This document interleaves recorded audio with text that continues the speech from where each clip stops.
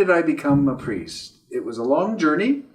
I think it all began with my dear mom, who just passed away a couple of days ago.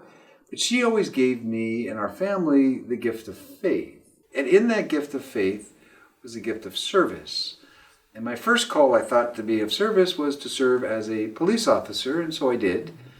And many, many years working with the LAPD and working in areas that challenged my faith, I grew in my faith.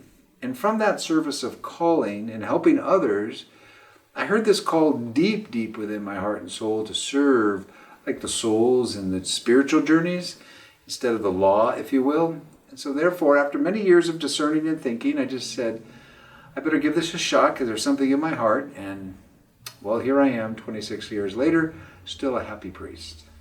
There was 9 of us in our family, good Catholic Irish family.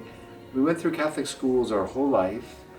And so it was just a part of our daily life. And there were moments, especially working in South Central LA, where I questioned my faith. But my mom was always one who lived it. And by her example, you kind of believed. My whole family was in law enforcement, like my brothers, all 3 of them, my sister, my nieces and nephews, and my dad, they're all chose a career in law enforcement. I think they really wanted to serve. The transition was very difficult because it went from like doing my own thing, and like in one moment you'd be in a gun battle, if you will, or responding code 3 to somebody who's not breathing or a baby's not breathing, and you have to be like on the spot. 2, being in a seminary where there was like more contemplative, a lot of reading, a lot of quiet, not the chaos that I was so used to. I had to detach, like from the condo and the car and the truck and the girlfriend and the dog, everything you need for a good country song. I had to like detach and let it go. And that was the hardest, I'm human, and that was the hardest thing, to let go of the things that I worked so hard to obtain and surrender it all. Falling deeply in love with a beautiful woman, thinking that she would be my wife, and then having to come to the decision between 2 goods, getting married to this person I love, or answering the call to be a priest. So that was the hardest thing because they were 2 goods. I just did it. I mean, you had to make a choice. Sometimes you come to the moment in life where thinking and praying and thinking and praying and contemplating, and then there comes a time where you just got to do it. And so I just had to say, okay. And it was an act of trust, because I just said I felt right about this. I felt at peace.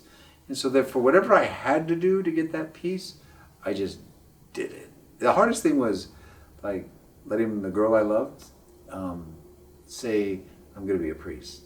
I was hoping she'd become a nun, but she didn't. Anyway, the moment I was ordained a priest was so powerful. All my high school friends and my cop friends and my family. So I was ordained at St. Joseph the Worker, and ironically, I always thought, would I get married here? But I did get married, but it was to the church.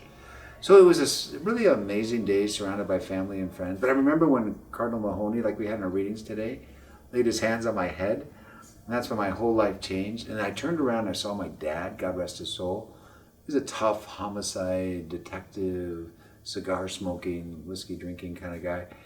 And he had tears in his eyes because he was so happy and proud. I never saw my dad cry before, but that day.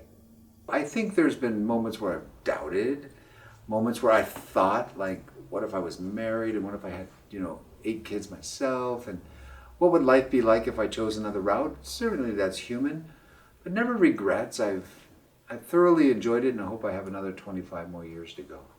One random stranger I'll never forget was a little girl that was unfortunately the victim of serious child abuse, where her hand was burned by her stepfather, turned out, with an iron. We went back the next day to give her these gifts that everybody brought. And she took those gifts and gave them to the nurses. And in the patients, it was the last patient she took. There was a big teddy bear.